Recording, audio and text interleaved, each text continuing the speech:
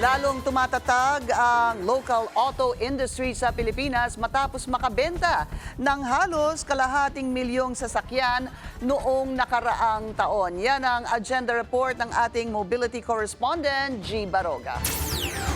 Hindi man naabot ng local auto industry ang sales target nitong kalahating milyon na unit, matagumpay pa rin ang pagtatapos ng 2024. Umabot ang total sales sa 467,252 na unit, up 8.7% kumpara sa kaparehong panahon noong 2023. Sa joint report ng Chamber of Automotive Manufacturers of the Philippines Inc. o CAMPI at ng Truck Manufacturers Association, makikita na 26% ang market share ng passenger cars na may 120,770 na unit na nabenta. Tumaas ito ng 11% kumpara sa 2023. Commercial vehicles pa rin ang nangunguna na may 74% share. Umabot ang mga nabentang units sa 346,482, up 8% from 2023. Ang Asian Utility Vehicle segment patuloy na nagpapakita ng kapansin-pansing pagtaas. May 24% market share at 81,880